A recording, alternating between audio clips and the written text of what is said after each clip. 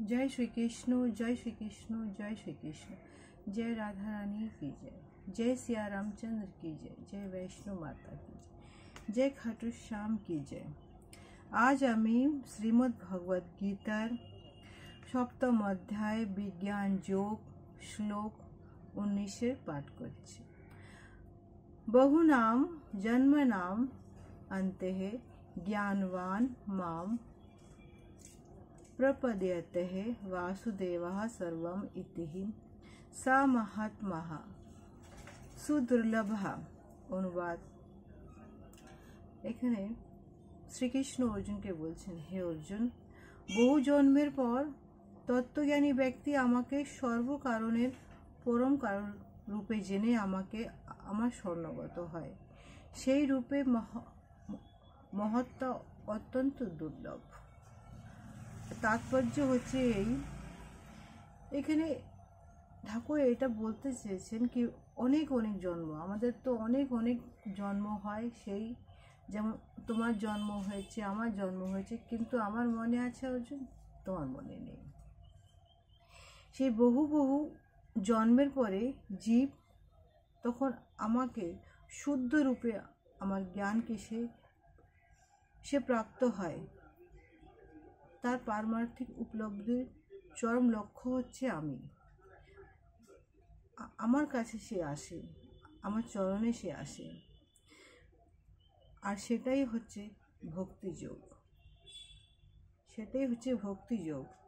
হে অর্জুন, আমি হচ্ছে সর্বকারণের কারণ, আমি হচ্ছে পরম কারণ।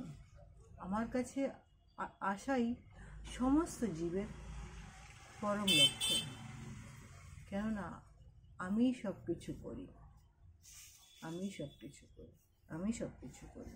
জয় শ্রীকৃষ্ণ, জয় শ্রীকৃষ্ণ, জয় শ্রীকৃষ্ণ। শ্লোক 20। কামৈবহ তৈ তৈ হুতঃ জ্ঞানঃ প্রপদ্যেহ অন্যঃ দেবতাঃ তম তম নিয়মঃ আস্থায় প্রকৃতায় নিয়তঃ সর্বয়া। অনুবাদ। এখানে ভগবান আবার বলছেন অর্জুনকে, অর্জুন, জড় কামনা বাসনা দ্বারা যারা জ্ঞান বাধা হয়ে যায় তাদের জন্য দেব দেবীদের শরণাগত হতে হয় এবং তাদের স্বভাব অনুসারে বিশেষ নিয়ম পালন করে দেবতাদের উপাসনা করে। তাৎপর্য হচ্ছে এই পৃথিবীতে, এই জীবনে আমরা নানা রকমের দেবদেবতার পুজো করি। কেউ সূর্য পুজো করে,